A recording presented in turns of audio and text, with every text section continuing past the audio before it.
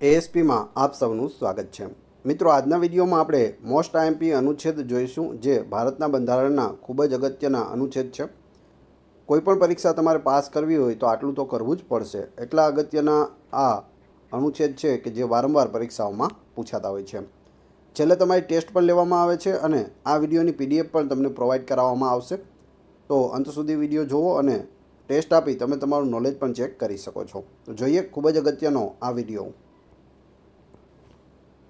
મૂળ બંધારણની વાત કરીએ તો તેમાં 22 ભાગ, 395 અનુચ્છેદ અને 8 અનુસૂચિઓ હતી, જ્યારે વર્તમાન બંધારણમાં 25 ભાગ છે, 470+ અનુચ્છેદ છે અને 12 અનુસૂચિઓ છે. તો આમાંથી કોઈ પણ વસ્તુ પૂછાય, તમને ખ્યાલ હોવો જોઈએ. પૂછાય મૂળ બંધારણમાં કેટલા ભાગ હતા? 22. કેટલા અનુચ્છેદ હતા? 395. કેટલી અનુસૂચિ હતી? 8. એ જ રીતે વર્તમાનમાં કેટલી છે એ પણ યાદ રાખી લેવી. ભાગ 1 અનુચ્છેદ 1 થી 4 સંઘ અને તેના પ્રદેશો. તેમાં અનુચ્છેદ 1 છે તેમાં ભારત રાજ્યોનું સંઘ રહેશે. અનુચ્છેદ 2 નવા રાજ્યોનો પ્રવેશ. ભારતની અંદર કોઈપણ નવા રાજ્યને ભેળવવા હોય તો અનુચ્છેદ 2. અનુચ્છેદ 3 રાજ્યોના વિસ્તારો, સીમાઓ અને નામોમાં ફેરફાર કરવો હોય તો અનુચ્છેદ 3 પ્રમાણે કરી શકાય. ભાગ 2માં 5 થી 11 અનુચ્છેદ છે અને તેમાં નાગરિકતા છે. ભાગ 3માં 12 થી 35 અનુચ્છેદ છે અને મૂળભૂત અધિકારો તેમાં આપેલા છે. કેટલા છે આપણા મૂળભૂત અધિકારો? 6 છે. ક્યાં ક્યાં?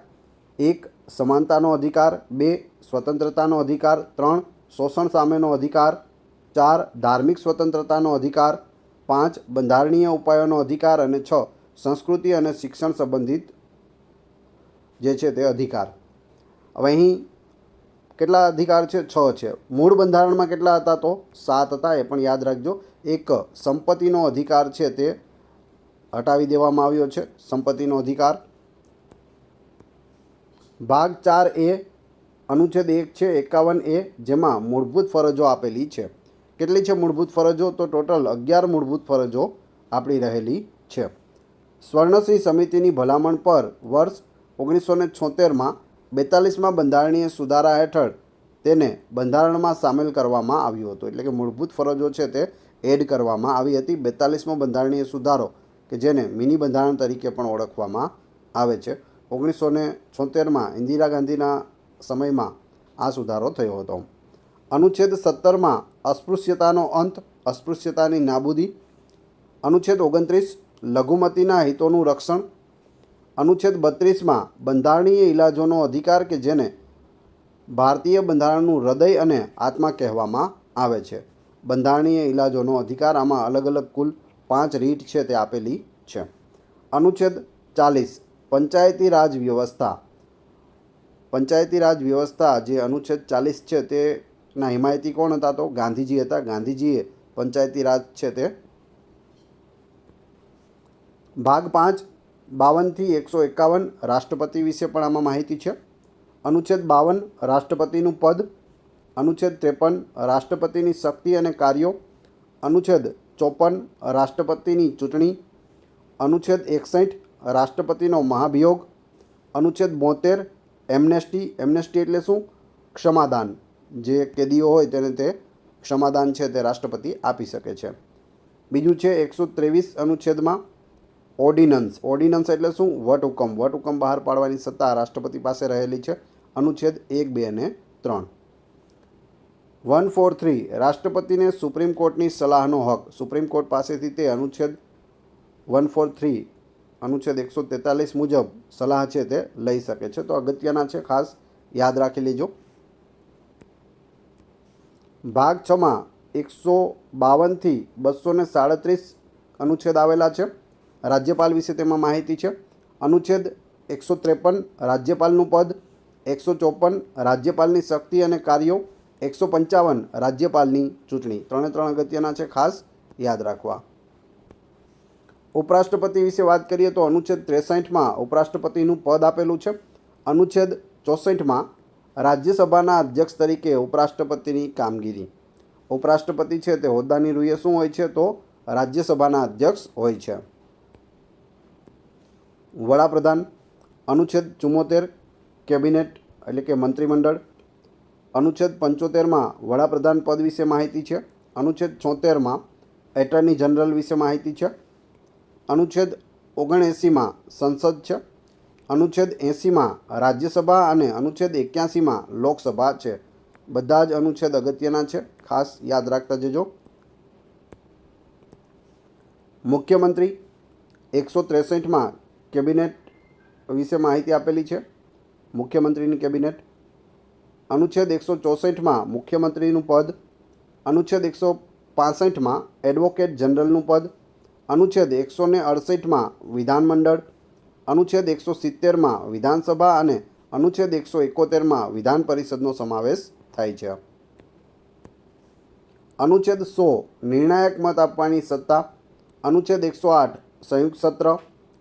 અનુચ્છેદ 110 નાણાં વિધેયકની વ્યાખ્યા. અનુચ્છેદ 117 નાણાકીય વિધેયક. અનુચ્છેદ 112માં વાર્ષિક નાણાકીય પત્રક એટલે કે બજેટનો સમાવેશ થાય છે. અને અનુચ્છેદ 116 મંજૂર કરવાના હિસાબો એટલે કે લેખાનુદાન પૂછવામાં આવે. લેખાનુદાનનો અનુચ્છેદ કયો છે? 116. બજેટનો પણ વારંવાર પૂછાય છે, યાદ રાખજો. સુપ્રીમ કોર્ટ ક્યાં આવેલી છે? તો દિલ્હીમાં આવેલી છે. અને બંધારણમાં ક્યાં આવેલી છે? અનુચ્છેદ 124માં સુપ્રીમ કોર્ટની રચના. અનુચ્છેદ 131માં સુપ્રીમ કોર્ટના અધિકારો આપેલા છે. અને અનુચ્છેદ 148માં કેગની નિમણૂક, CAG comptroller and auditor general of India. CAG વિશે પણ પૂછાય છે, સુપ્રીમ કોર્ટ વિશે પણ પૂછવામાં આવે છે. વાત કરીએ હાઈકોર્ટની.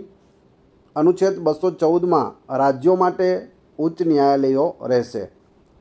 અનુચ્છેદ 216 ઉચ્ચ ન્યાયાલયોનું ગઠન એટલે કે હાઈકોર્ટનું ગઠન.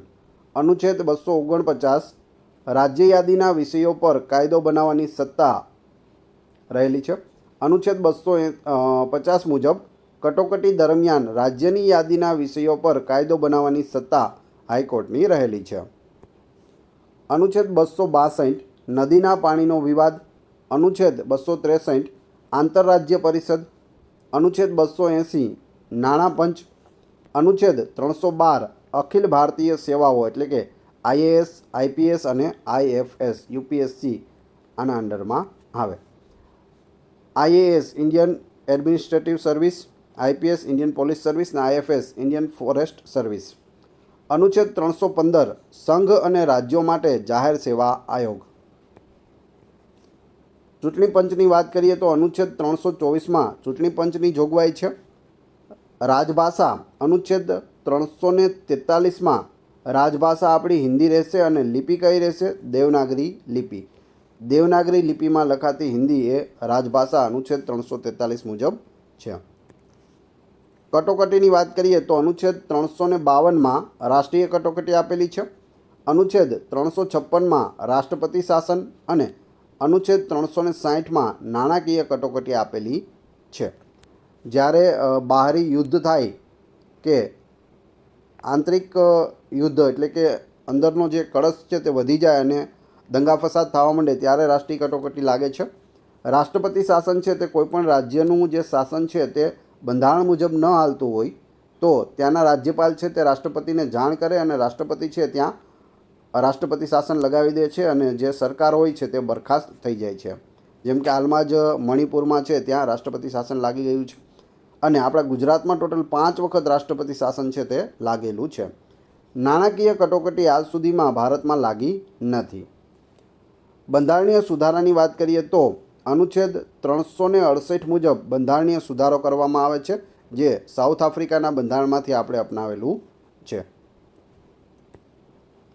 હવે તમારી ટેસ્ટ, જે આપણે વિડીયો જોયો તેમાંથી તમને અહીં પ્રશ્નો પૂછવામાં આવે છે, જેનો જવાબ તમારે ક્રમશઃ કમેન્ટ બોક્સમાં આપવાનો છે. ટોટલ 3 પ્રશ્નો અહીં પૂછવામાં આવે છે.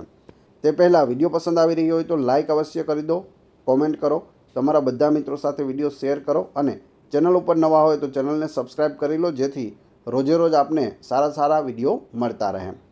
આ ચેનલ ઉપર ઘણા બધા વિડીયો અવેલેબલ છે. તમે ચેનલના નામ ઉપર ક્લિક કરી વિડીયોમાં જશો તો ત્યાં તમને બધા જ લેટેસ્ટ વિડીયો મળી જશે. ટેસ્ટ અને PDFની પણ વાત કરીએ.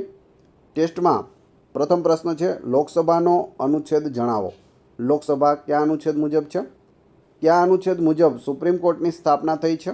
ત્રીજો પ્રશ્ન, બંધારણ મુજબ આપણા સૌના મૂળભૂત અધિકારો કેટલા છે?